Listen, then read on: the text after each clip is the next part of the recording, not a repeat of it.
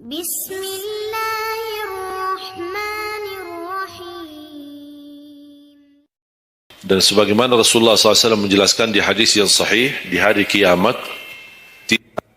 tidak akan tergeser kaki seorang sambil ditanya oleh Allah 4 pertanyaan. Berarti kita akan menghadapi 7 pertanyaan. 3 di kuburan, menghadap mungkar nakir, man rabbuka, ma dinuka, man nabiyuka. Yang tersisa 4 nanti di hari kiamat, sebelum dimulai hisab, sebelum tergeser kaki kita ke surga maupun ke neraka, ditanya oleh Allah Subhanahu wa taala 4 pertanyaan. Yang pertama, lan tazula qadama 'abdin yaumal qiyamah hatta yus'ala an 4. Tidak akan tergeser kaki seorang di hari kiamat sampai ditanya oleh Allah SWT 4 pertanyaan. Yang pertama, an umurihi fima afnah. Umurnya apa yang kamu lakukan? Allah tidak akan tanya berapa usiamu, tapi apa yang kamu isi dalam usiamu. 60, 70, 100 tahun, kurang, lebih. Allah tidak berdulikan berapa usia kita. Bahkan banyak para sahabat ketika ditanya usiamu berapa, dia menjawab usia saya 10 tahun. Padahal sudah tua, sudah di atas 50, ada yang di atas 40. Tapi kenapa begitu ditanya soal umurnya dia menjawab 10 tahun? Ternyata mereka menghitungkan usia yang sebenarnya adalah usia yang terisi taat. Masa jahiliyah, sebelum datangnya Islam, mereka menganggap itu semua usianya sia-sia.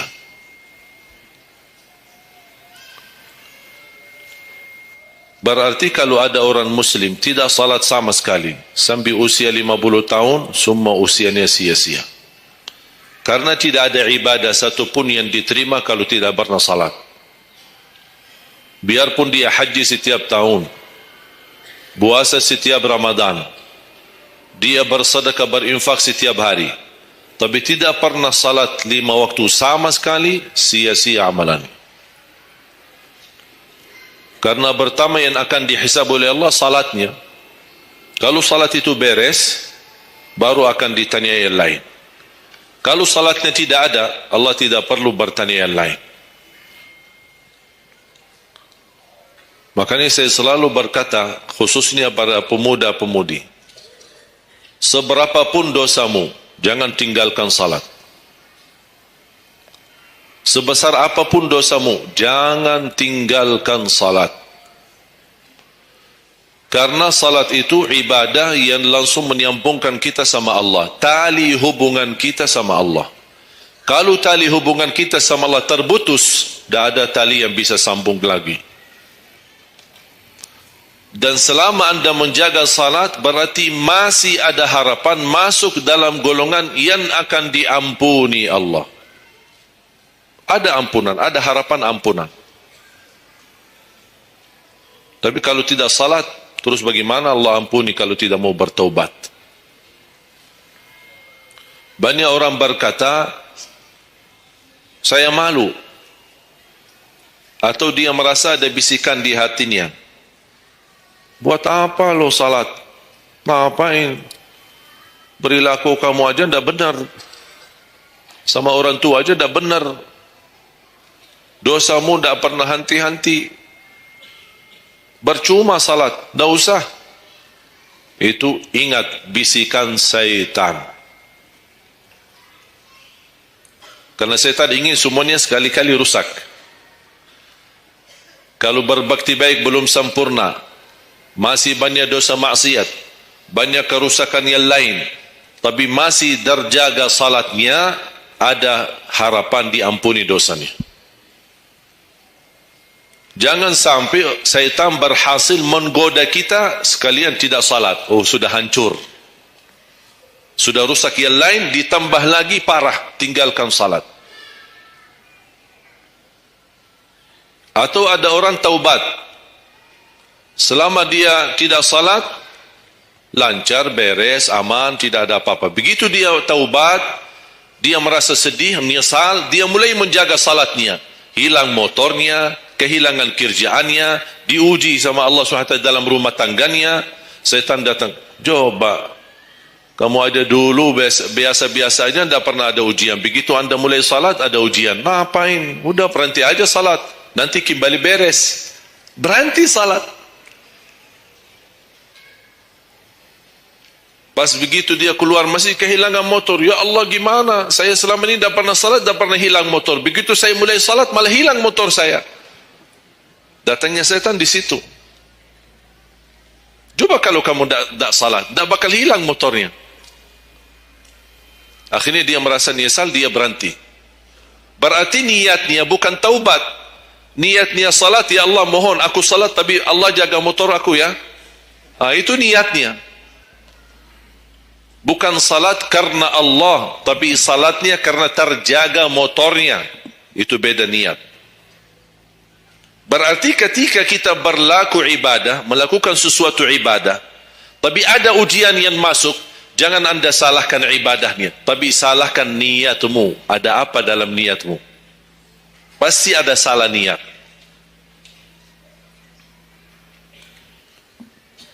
Dan itu inti daripada umur kita. Allah berikan 60 tahun, kemarin saya hitungkan, kalau standar umur umatku kata Rasulullah kan 60 sampai 70, itu kira-kira kurang lebih. Ada yang lebih tua, lebih panjang usianya, ada yang lebih muda. Tapi standar kata Rasulullah SAW, a'maru ummati baina 60 wa 70. Standar umur umatku antara 60 sampai 70. Ada yang melebihi dari itu, tapi sedikit sekali dibanding yang lebih muda. Saya kemarin hitungkan 60. Apa yang kita lakukan di dalam usia 60 tahun. Dari lahir sampai balik. Sampai tahun berapa? 15? Kita sepakat 15? 15 tahun. Berarti sebelum balik belum taklif. Sebelum balik belum taklif. Haji boleh tapi tidak wajib. Karena syarat haji harus balik. Syaratnya halus balik. Walaupun diperintahkan, dibiasakan untuk melaksanakan salat. Tapi anggaplah bedun taklif, belum ada taklif, belum ada kewajiban, berarti 15 tahun itu sia-sia. Dipotonglah dari 60. Berapa sisa? 45. Tidur sehari berapa jam? Hah? 8? Boleh kita sepakati angka 8? Ya, kita bicara standar. Katanya menurut kesehatan, tidur yang normal dan pas dan cukup adalah 8 jam. Anggaplah 8 jam tidur. Ada yang tidur 12 jam. Ada yang tidur bangun, salat tidur bangun, salat tidur bangun. Kalau hari libur, dia tidur, tidak capek tidurnya. Begitu bangun, ya Allah begal badan saya, tidur lagi.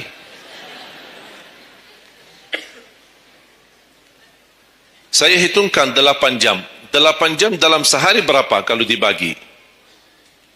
Dalam sehari. Sehari berapa jam? 24 jam. 8 bagiannya berapa jadinya? Sepertiga. Sepertiga sehari tidur. Sepertiga 60 tahun berapa? 20. 20 tahun ngapain? Tidur. 20 tahun cuman kerjaannya tidur. Mulai dari 8 jam. Coba, memang terlihat angkanya tidak terlalu besar. Tapi kalau dihitung dalam usia 60 tahun, 20 tahun tidur. Ditambah 15 belum taklif, jadi 35. Tersisa berapa dari 60? 25. Cari nafkah dan rezeki. Kerjaan. Standar kerja, jam kerja berapa jam? 8. Berarti 60 tahun berapa jam? Berapa tahun kita kerja? 20 tahun. 20 tahun cari menjadi kaya. Tapi 20 tahun masih stres. Tak jadi kaya-kaya. Masih bermasalah. Ditambah habis 20 tahun pensiun, tambah hutang. Belum lagi hutang sana sini. Sekarang semua serba hutang. Dan yang aku heran, kenapa orang Indonesia suka berhutang? Ada masalah sedikit hutang. Sekarang HP cicilan bagus-bagus. Begitu saya kemarin diajak sama teman foto, saya lihat HP ini, Masya Allah HP yang terbaru ini. Maaf cicilan. Jadi jangan ditipu, jangan tertipu ketika anda melihat handphone baru sama orang, langsung anda baik sangka barangkali cicilan. Tak ada yang sanggup cash. Cash itu 12 juta sampai ada 15 juta. Bawa mobil yang mewah, cicilan. Begitu pindah rumah, cicilan. Jalan-jalan besok juga nikah, cicilan. Semua serba cicilan. Dan terpengaruhi dengan promo sana ini, ada ini non persen, non ini apa, sini beli satu dapat satu, dan semua serba hutang. Tanpa kita sadar, tidak sadar, memang mudah kita awal-awalnya berhutang, tapi begitu sudah jatuh tagihannya, pusing. Memang hutang ini bikin aku stres. Ada orang minta sama saya amalan. Ada enggak amalannya supaya saya bisa mengatasi masalah hutang ini? Saya bilang mudah amalannya, jangan berhutang lagi. Sudah selesai. Hutang itu di dalam Islam dibolehkan kalau sudah benar-benar keadaannya darurat. Sudah tidak ada solusi, tidak ada jalan, tidak ada yang bisa bantu, tidak ada yang bisa menolong. Akhirnya terpaksa, dan hati-hati dari riba. Jangan terpaksa nanti beralasan, ya Allah saya terpaksa menggunakan pinjaman bank tapi riba. Pinjam 100 juta kembalikan 120 juta. Dosa besar. Masih lebih ringan dosa zina sama ibu daripada terima uang riba. Na'udzubillah min zalik.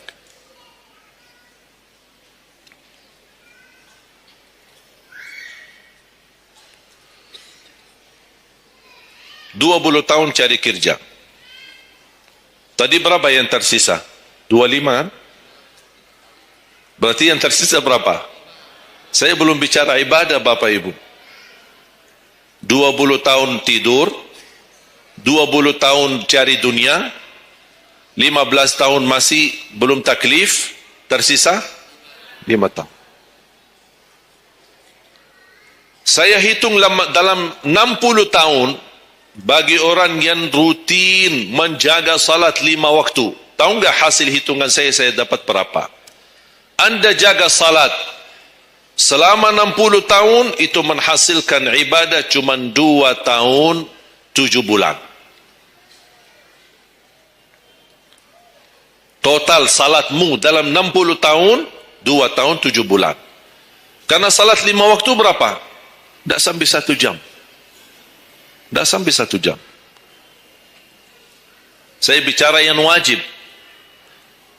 Ada, bagaimana saya hitung kalau ada orang yang tidak salat sama sekali? Na'udzubillah, sudah habis sia-sia umurnya kalau tidak salat sama sekali.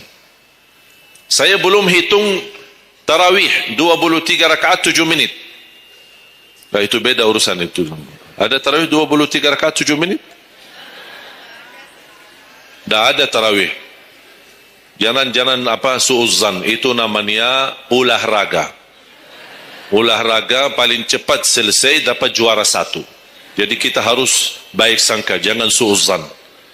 Karena itu bukan salat. Yang aku heran itu setiap tahun itu tradisi ini terulang setiap Ramadan. Menjadi sebuah kebiasaan. Yang seharusnya menjalani kebiasaan agama atau kebiasaan beribadi. Dan kenapa itu hal menjadi betul-betul sesuatu yang kebiasaan, menjadi tradisi? Kenapa? Aku heran ini. Ada yang bisa jawab? Kenapa ketika masuk Ramadan, tetap menjalankan 23 rakaat tapi dengan cara cepat. Aku heran belum menemukan jawabannya. Ada apa dengan 23 rakaat harus selesai cepat? Dan ini khusus di bulan Ramadan. Aku sangat kagumi ketika mendengar seorang imam begitu maju imam tarawih rakaat pertama, Allahu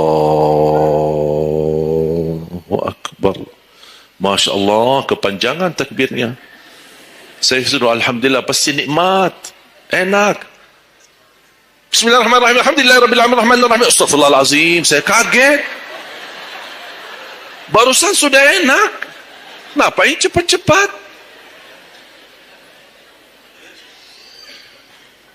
Makanya saya ingat di masa ketika saya di salah satu kampung, ada seorang bapa di samping saya.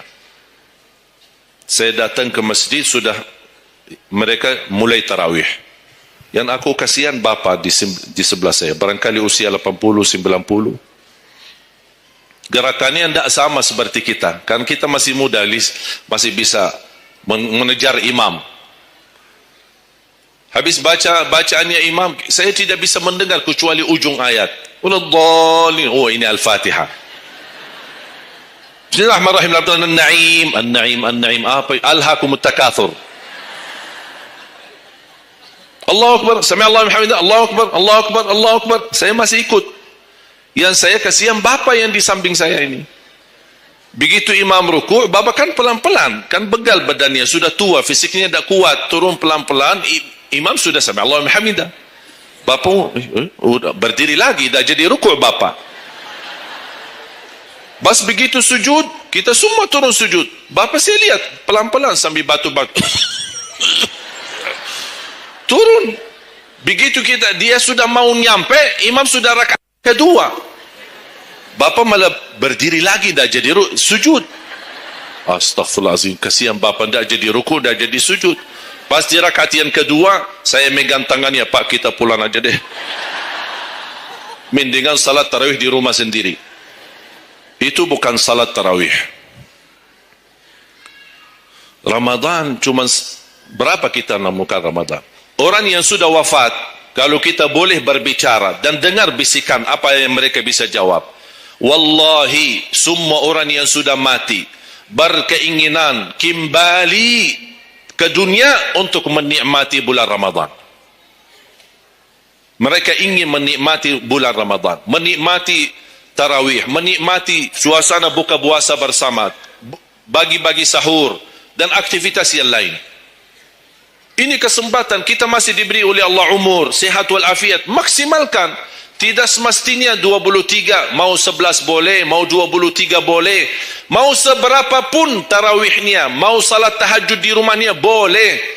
Ulama sudah menjelaskan jumlah salat malam atau tarawih yang paling sedikit 2 rakaat, yang paling banyak tidak ada batasnya. Jadi kalau kita 2 rakaat, 4 rakaat tutup witir, sah.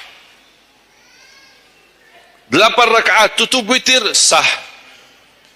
10 rakaat tutup witir, sah, tidak ada masalah. Tidak harus 11 atau 23. Intinya bukan jumlahnya, tetapi cara melaksanakannya. Apalagi kalau bacaan imam bagus, fasih, jelas hurufnya. Saya yakin bagi jamaah yang awam, yang datang setiap Ramadan, setiap malam ikut salat tarawih, dia belum bisa baca Quran, tapi dia mendengar baca imam selama 30 malam, dia pasti bakal belajar Al-Quran karena bacaan imam bagus. Kalau tidak dapat manfaat mengikuti salat tarawih di belakang imam yang bacaannya fasih selama 30 hari, anda cuma dapat benarkan bacaan Al-Fatihah, wallahi nikmat,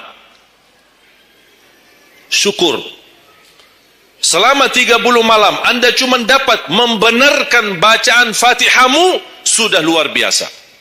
Tidak usah bicara ayat yang lain, hanya Al-Fatihah saja. Kenapa? Tidak sah salat kita tanpa Al-Fatihah. Kata Imam Nawawi, di dalam suratul Fatihah ada 14 tasdid. ada 14 tasdid, hurufnya yang ditekan ada 14, tertinggal satu batal salatnya. Dan Imam Nawawi berikut mazhab Syafi'i. Makanya jamaah sekalian, wajib hukumnya belajar Al-Fatihah, bukan sunnah. Wajib hukumnya belajar surat Al-Fatihah. Perbaiki, benarkan bacaanmu.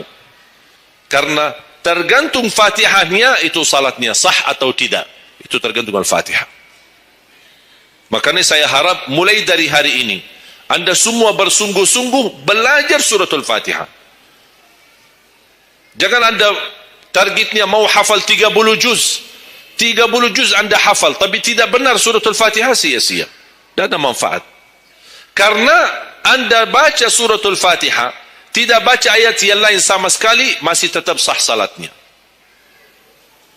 Karena suratul Fatihah tidak bisa diganti.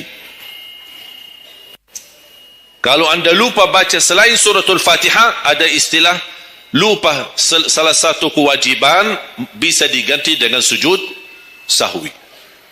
Misal, rakaat pertama baca Al-Fatihah, itu rukun. Lanjut baca ayat pendek.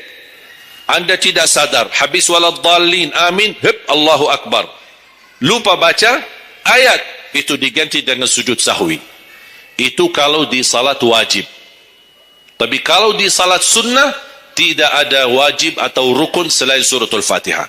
Jadi Anda kalau salat sunnah, cuma suratul Fatihah, kemudian takbir, rakaat yang kedua suratul Fatihah, dan kemudian langsung ruku', sah salatnya. Tidak apa-apa. Tidak harus baca surah-surah yang lain. Itu di salat sunnah. Tapi kalau di salat wajib, hukumnya baca Al-Fatihah rukun, hukum baca surah yang lain wajib. Kalau terlupa, diganti dengan sujud sahwi. Sujud sahwi 2 kali sebelum salam. Habis tahiyat, sujud 2 kali, kemudian langsung habis itu salam. Dan habis sujud sahwi tidak bagi tahiyat lagi. Sudah cukup tahiyat yang Anda baca. Makanya kembali lagi jamaah sekalian. Umur bukan berapa usianya, tapi apa isinya. Maka Rasulullah SAW bersabda, ni'mal abdus salih man tala umur wa hasun amalu. Sebaik-baik hamba yang salih, yang panjang usianya, tapi baik amalannya. Rasulullah SAW punya kebiasaan puasa Sya'ban full. Sampai kata Siti Aisyah, tidak pernah aku melihat Rasulullah puasa 1 bulan penuh selain bulan Ramadan sebagaimana di bulan Sya'ban. Penuh ni Rasulullah SAW. Bukan nisfu. Setiap datangnya Sya'ban ditanya nisfunya. Mana nisfu Sya'ban? Nisfu. Full Sya'ban. Puasa saja. Di awal boleh, di tengahan boleh, di akhir boleh. Yang tidak boleh, yang tidak pernah puasa Sya'ban, pas begitu berakhir, mau mendekati Ramadan, seminggu terakhir atau 10 hari terakhir, itu ada sebagian ulama berkata makruh. Kalau sudah 2 hari terakhir bulan Sya'ban, Anda tidak pernah ada puasa sebelumnya, itu dianggap oleh ulama haram. Apalagi kalau sudah jatuhnya di hari keraguan, hari ragu-ragu. Kemungkinan ini bisa hari terakhir, kemungkinan bisa masuk Ramadan, isbat Ramadan. Termasuk ibu-ibu dan jamaah sekalian yang masih punya hutang, segera lunasi hutangnya. Jangan begitu sudah mendekat puasa, Anda punya hutang 7 hari, tersisa bulan Ramadan 5 hari. Syekh, apa? Aku punya hutang 7 hari, sedangkan yang tersisa bulan Ramadan itu tinggal 5 hari lagi mau masuk Ramadan. Aduh, 1 tahun dah pernah tanya. Begitu sudah mepet baru cari jawabannya. Itu karena hukuman nanti. Tetap diganti puasa yang dari tahun yang lalu. Tetap bayar hutangnya dan kena denda setiap hari kena fidyah. Jadi seandainya Anda masih punya hutang dan masuk Ramadan, Anda belum lunasi, tetap hutang itu terbawa nanti. Pas habis Ramadan, Anda punya kewajiban bayar hutang. Tapi karena Anda tunda, mundurkan sampai masuk Ramadan, Anda punya kena denda. Ditambah lagi, bukan hanya bayar dengan puasa ganti puasa, tapi ada lagi namanya fidyah. Satu hari satu orang miskin diberikan kecukupan makanan. Makanya kembali lagi, yang punya hutang segera lunasi hutangnya. Masih ada kurang lebih 15 atau 16 hari. Jangan sia-siakan umurmu. Yang kedua, pertanyaan Allah Subhanahu wa taala, wa an syababihi fima ablah. Usia mudahmu, apa yang kamu berjuangkan? Apa yang kamu lakukan? Pertanyaan saya kepada jamaah, usia muda apakah bukan usia dari umur? Bukan sesuatu dari umur? Usia muda bukan sebagian dari umur? Dari total umur? Bukan. Dari total umur. Tapi kenapa Allah bertanya soal umur secara total dan ditanya lagi soal usia mudahmu? Kenapa? Padahal kan sudah cukup Allah tanya tentang umurmu, ditanya lagi tentang usia mudamu. Kenapa dua kali ditanya? Allah tidak mencukupi dengan pertanyaan umur, total umur kita, tapi Allah menambahkan lagi, itu menjadi beban bagi seorang pemuda. Allah bukan akan tanya total usia umurmu, tapi akan Allah tambah lagi pertanyaannya, apa yang kamu lakukan di usia mudahmu? Usia muda itu sangat, menurut saya sangat sensitif. Anak muda yang taat, istiqamah di sisi Allah lebih baik daripada yang tua yang taat. Sekali lagi, dan yang tua-tua jangan tersinggung ya. Yang muda yang taat, istiqamah di sisi Allah lebih mulia daripada yang tua yang taat. Sama-sama taat, tapi kenapa yang muda lebih mulia? Karena godaannya lebih besar. Kalau yang tua, apa yang mau digoda? Habis sudah. Tak ada fisik, tak ada tenaga, tak ada apa. Kalau yang muda banyak godaannya. Pandangan matanya, telinganya, hawa nafsunya, sahwatnya, fitnah sana sini. Mudah digoda, anak muda. Makanya Allah berikan kemuliaan. Bahkan salah satu hadis yang sahih, di hari kiamat, semua di bawah matahari. Cuma 7 golongan yang di bawah naungan Allah. Di antaranya, wasyabun nasya'a fi ta'atillah, seorang pemuda yang menjaga diri dalam bertaat kepada Allah. Dia dapat keistimewaan di hari kiamat bersama pemimpin yang adil, bersama seorang laki-laki yang tergantung dengan masjid berapapun usianya. Ditambah lagi seorang pemuda yang bisa menjaga diri dalam bertaat kepada Allah Subhanahu wa taala. Dan kalau kita baca sejarah ulama, semua para berjuang untuk agama semuanya muda. Tak ada yang tua. Bilal ibn Rabah seorang pemuda. Abdullah ibn Mas'ud penghafal Al-Quran seorang pemuda. Abdullah ibn Umar seorang pemuda. Dan banyak yang lain. Muhammadul Fatih yang membebaskan Konstantinia dan memperjuangkan Islam menjadi panglima masih di bawah usia 21 tahun. Dan banyak sejarah-sejarah. Imam Syafi'i masih sangat muda. Bahkan meninggal dunia masih dalam keadaan masih sangat muda. Belum sampai usia 50-an tahun. Dan banyak yang lain. Makanya pengaruh bahkan taruhan besar bagi umat Islam itu tergantung pemuda.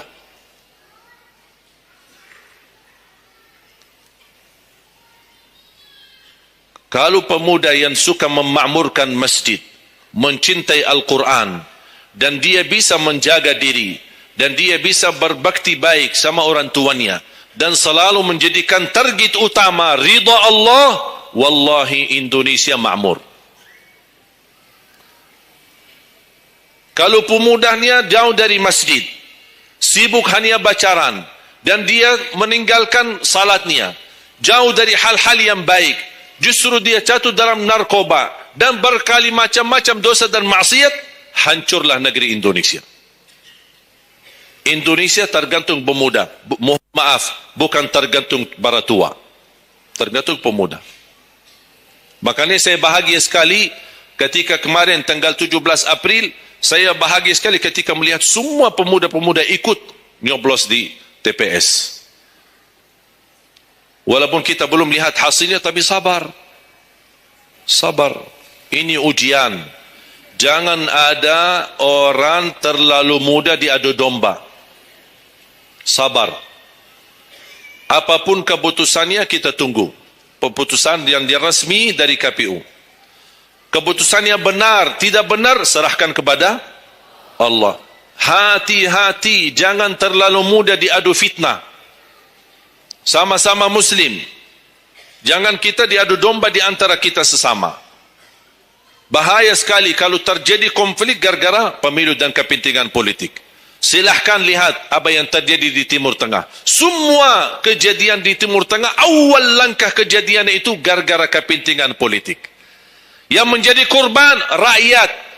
Orang politisi hidup di negeri Eropa. Nikmat, senang, bahagia, semuanya serba ada. Mereka tidak bahaya. Tapi yang bahaya rakyat. Yaman, Suria, Irak. Dari tahun 90 sampai sekarang Irak tidak bisa aman. Ada orang bawa berita, itu Irak saudara dan mereka perang saudara antara Sunnah dan Syiah. Bohong, tidak benar. Ratusan tahun mereka hidup damai antara Sunnah dan Syiah. Tidak pernah bermasalah.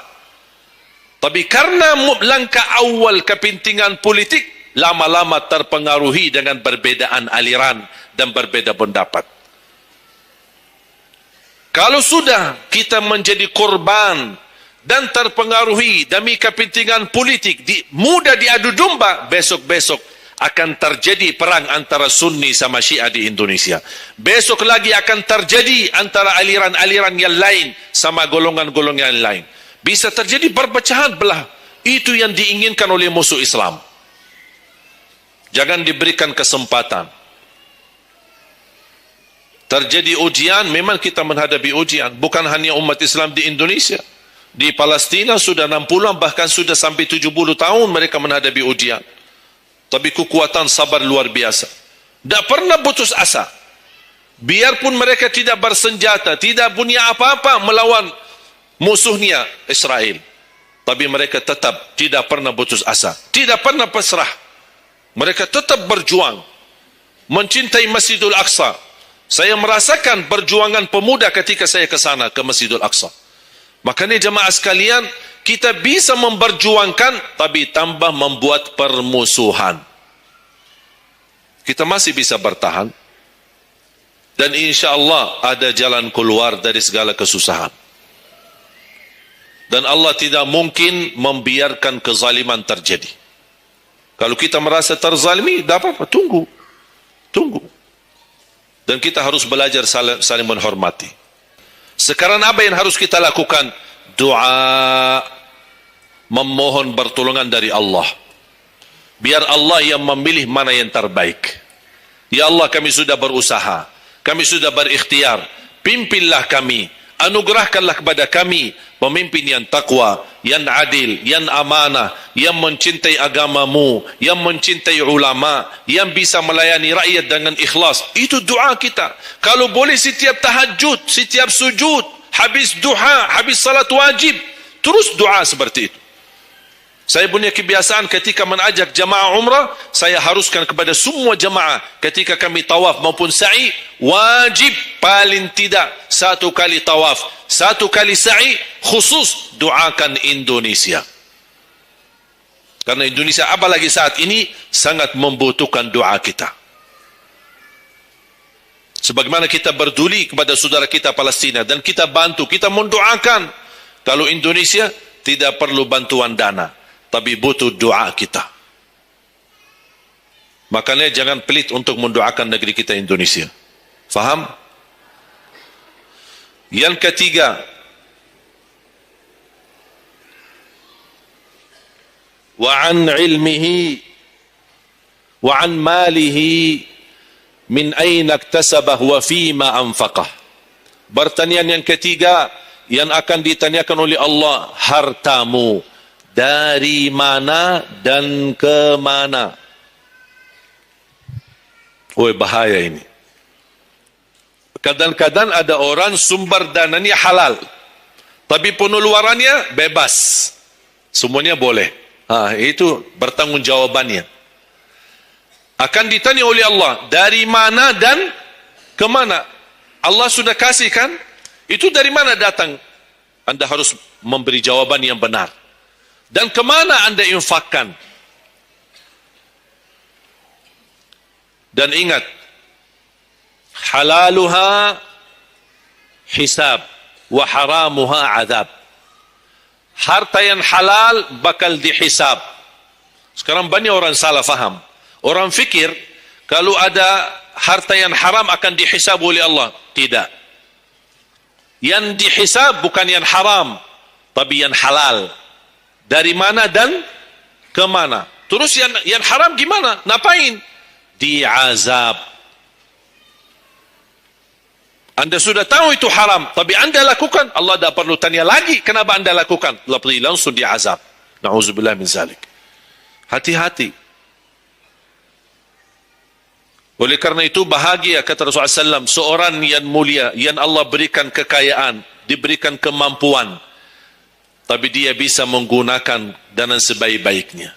Ni'mal malus salih indal abdi salih. Sebaik-baik harta yang halal di tangan hamba yang salih. Itu termasuk harta yang terbaik. Kenapa yang terbaik di tangan orang yang salih?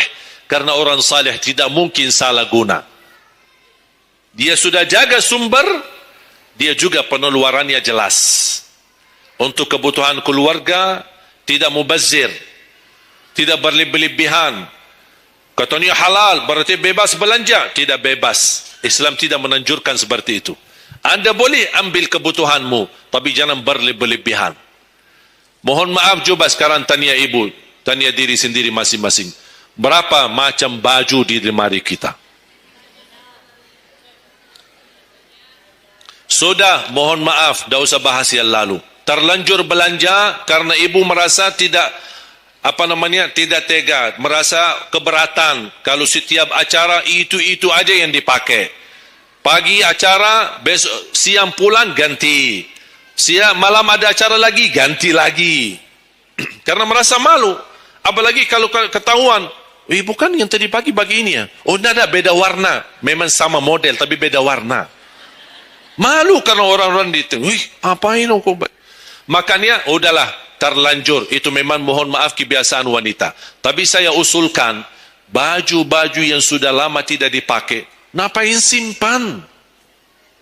Sudah, bebaskan, infakkan, sedekahkan. Saya kemarin bermusyawarah dengan tim-tim yayasan kami untuk membuat satu lembaga khusus yang punya pakaian-pakaian yang sudah lama tidak dipakai. Apapun boleh, alat meja, sofa, apa saja yang di rumah, karpet, yang bukannya sesuatu yang tak pernah dipakai, barang makanan, piring, sendok, apa saja, insyaAllah kami bisa ditarik dan dikawal dan dikelola lagi, dikelola ulang, termasuk baju-baju. Kalau ada yang robek, ada yang ini, kita bisa jahit, kita bisa perbaiki dan kita sedekahkan. Bisa di dalam negeri dan bisa di luar negeri. Alhamdulillah program ini berjalan di kota Madinah. Alhamdulillah tidak ada lagi mubazir yang buang baju sia-sia. Semuanya bisa dimanfaatkan. Mudah-mudahan terwujud program ini agar ibu-ibu tidak terbeban. Ada kelebihan mau pindah rumah. Biasanya kalau pindah, apalagi kalau orang kaya, pindah rumah mana barang-barang dibawa lagi? Barang-barang besi yang baru-baru semua. Terus yang tersisa kemana? Dibuang atau tidak tahu kemananya. Udah, kita yang ambil, kita yang kelola, yang perlu diperbaiki kita perbaiki, dan kita hantarkan kepada warga-warga yang miskin yang mereka tidak punya apa-apa. Setuju? Yang terakhir, yang keempat, wa an ilmihi madza amila bihi. Allah akan tanya terhadap ilmumu, apa yang kamu lakukan. Jadi jamaah sekalian, intinya bukan berapa banyak ilmumu, tapi berapa yang Anda amalkan. Oleh karena itu, jangan terlalu banyak belajar. Belajar dan amalkan. Walaupun Anda belajar cuman sedikit itu jauh lebih baik daripada anda banyak belajar tapi tidak sempat mengamalkan. Belajar amal, belajar amal, dan ilmu yang bermanfaat yang diikuti dengan amalun salih. Ada orang Masya Allah semangat, ke sana belajar, sana belajar, sana belajar, tapi tidak pernah mengamalkan. Dikasih amalan zikir, wirid, tidak diamalkan. Ditambah lagi amalan yang kedua, tidak diamalkan. Akhirnya terbeban, banyak amalan belum ditunaikan. Itu menjadi beban. Nanti di hari kiamat, Allah akan tanya, sudah berapa lama kamu belajar? Sudah berapa banyak ilmumu? Apa yang kamu amalkan?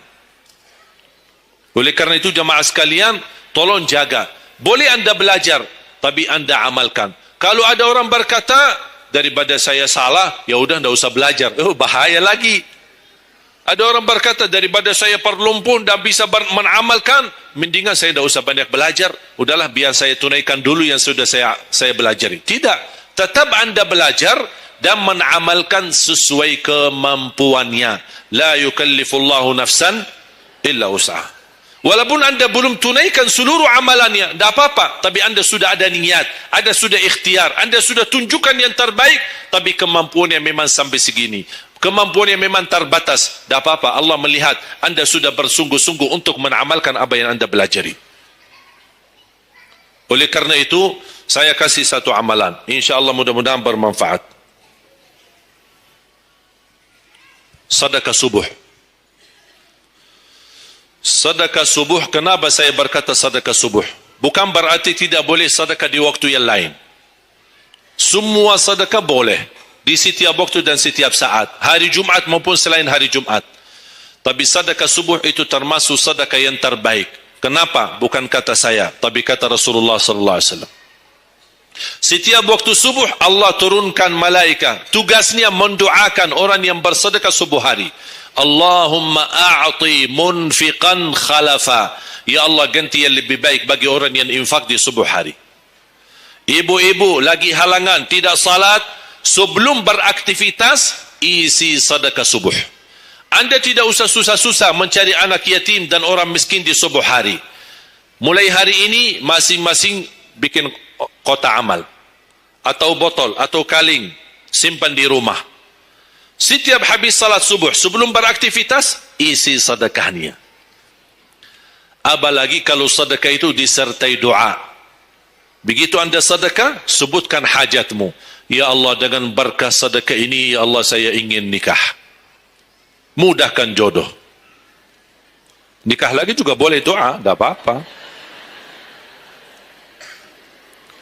Ada yang sedang melamar kerjaan, anda isi, wallahi dahsyat, amalan ini wallahi dahsyat, manfaatnya banyak untuk menyembuh penyakit, menabulkan hajat, memudahkan urusan, dan tidak pernah saya sampaikan amalan ini, semua alhamdulillah berhasil mendapatkan hajatnya. Begitu anda isi, doa, ya Allah, dengan berkah sedekah ini mudahkan lamaran kerjaan saya.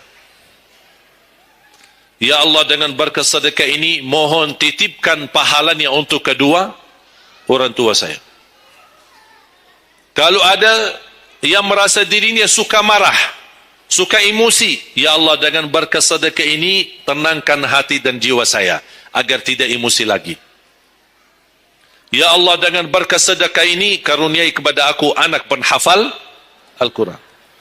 Bu, jemaah sekalian, saya berkeluarga 12 bersaudara, timnas. Dan kami memang sudah disusun satu lusin 12 ini mempersiapkan kalau timnas kita belum mampu membawa juara, insyaAllah kami sekeluarga siap mengganti timnas. Alhamdulillah dari saudara saya 12 ini 10 penghafal Al-Quran. Tapi orang tua saya awam, percaya enggak? Orang tua saya bukan ulama, bukan kiai, bukan ustaz. Ayah saya belajar kelas 3 SD. Ibu saya tidak pernah masuk sekolah sama sekali. Sampai usia 40 tahun masih buta huruf, tidak bisa baca Quran. Tapi Allah berikan karunia keturunan penghafal Al-Quran. Berkat apa? Salat mereka dan sedekah mereka termasuk doa. Itu berjuangan mereka. Alhamdulillah sekarang ayah saya, ibu saya penghafal Al-Quran, yang jadi gurunya anaknya sendiri. Sekarang di Indonesia saya bawa 5 adik saya. dan ditugaskan menjadi imam tarawih. Saya bawa mereka pindah dari Arab kemari. Ada 5. Yang perempuan sudah dinikahkan sama orang Indonesia, orang Jakarta. Dan saya dorong adik saya yang perempuan untuk menghafalkan suaminya biar jadi penghafal Quran.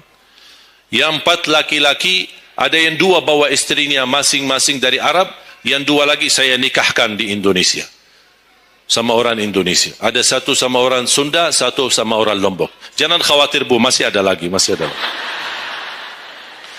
Bahkan saya dorong adik-adik saya semua wajib nikah 4. Masing-masing 4 istri. Kenapa? Supaya banyak keturunan. Kalau bisa setiap 1 istri 12, 1 lusin. Masya Allah, luar biasa. Mengapa? Karena kita punya perjuangan yang masih panjang. Cita-cita saya mencetak 1 juta penghafal Al-Quran di Indonesia. Ketika saya datangkan adik saya tugaskan sama mereka dan tegas. Kalau kalian datang hanya mau berhiburan, pulang. Kalian di sini untuk bersama-sama memperjuangkan untuk mencetak 1 juta penghafal Al-Quran. Dan alhamdulillah program ini sudah jalan. Dan kita terus memperjuangkan. Dan saya harap semua jamaah insya-Allah berkenan terlibat dalam program ini. Cita-cita saya, semua masjid se-Indonesia insya-Allah diimami imam penghafal Al-Quran 30 juz. Bahkan lebih hebat lagi cita-cita saya, insya-Allah saya yakin akan terjadi. Insya-Allah di demikian hari, di waktu yang Allah insya-Allah tentukan, insya-Allah presiden kita penghafal Al-Quran. Coba, ya Allah, rasanya enak. Langsung diumumkan di Masjid Istiqlal, khatib dan imam salat Idul Fitri, penghafal Al-Quran 30 juz, Presiden Republik Indonesia. Oh, mantap. Imam salat Idul Adha, Presiden kita. Salat Jumat, khatib dan imam, Presiden kita. Tidak perlu ganti imam. Udah tidak perlu ganti imam, subhanallah, luar biasa. Coba, saya kagumi ketika membaca dan melihat YouTube-nya Presiden Erdogan, Turki. Walaupun beliau bukan penghafal Al-Quran, tapi murattal bacaannya beliau, Masya Allah. Mana ada sekarang presiden di dunia Islam sebagaimana bacaannya yang benar. Ini sudah saatnya, tapi bukan sekarang ya, nanti maksud saya sabar dulu. Nanti jadi kacau nanti semua. Nah, sabar dulu. Insya-Allah ada waktunya. Insya-Allah. Mulai dari sekarang kita ayo bersama-sama mempersiapkan untuk kalau anda gagal menjadi penghafal Al-Quran, jangan gagal anakmu, cucumu, generasi yang ini semua. Kita melihat, saya bangga. Kenapa saya semangat untuk mencetak 1 juta penghafal Al-Quran? Itu berkatnya acara Hafiz Indonesia. Nonton kan acara Hafiz Indonesia?